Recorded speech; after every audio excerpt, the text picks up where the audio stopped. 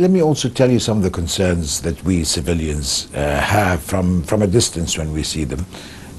Now that you've said it's a smaller scale presence of the US Army in the exercise, and we look at the rumors that have been said that the United States wants to change the ideology of the Egyptian army from being a regular army that fights wars into just forces that counter terrorism.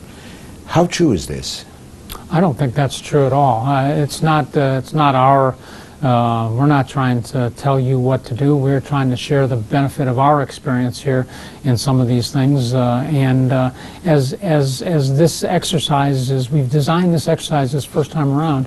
Again, we're trying to focus on the challenges that we both have. There was a time I can remember in my experience of participating in Bright Stars where we had it was large, tens and tens of thousands of troops on the ground. Frankly, that's not the way that the United States does exercises anymore. We are much more focused in this, and we are much more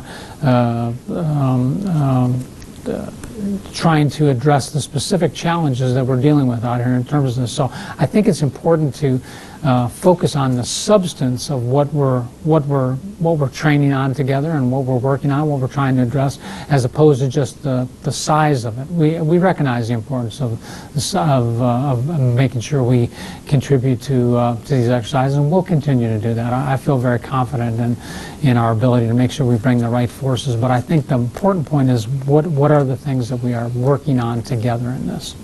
I'll break the line of thought and talk about you personally, Commander Votel. You've served in many countries. You've been in Europe, you've been in Sarajevo, you've been in Naples, you've been in many places, and that has probably, of course, added to your experience and your vision of seeing what the world looks like in terms of the way you served with I-4, I guess, and many of these peacekeeping troops.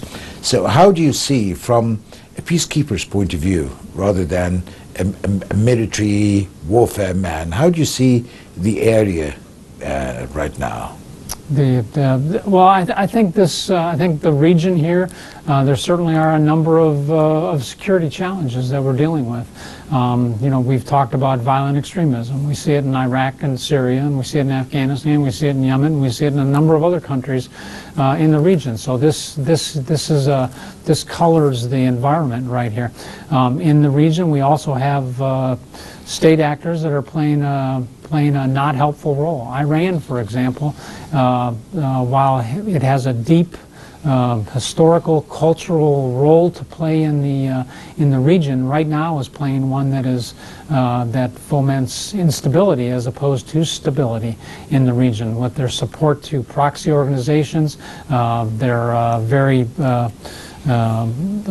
virulent ideology that they revolutionary ideology that they profess, their proliferation of technology, the threats that they are posing in critical waterways right here. This is another key aspect of the region. And there are disagreements between some of the countries in the region. I mean, we are paying attention to the disagreement between some of the Gulf states and in Egypt with Qatar over some things there. So the way that I look at the region is that there is a lot going on out here, and there is a lot of conflict taking place. But in that conflict, there are also opportunities. And so the way that we have to look at this is we can't just focus on the problems. We have to look at where the opportunities are. An opportunity is right here with Egypt, and as an example, reinitiation of our Bright Star exercise. Here's an opportunity where two nations share a common view to fight violent extremism, and we're working together on that. So we have to multiply that across the region. So in my view, we try to understand the region, and then we try to look for opportunities where we can move forward.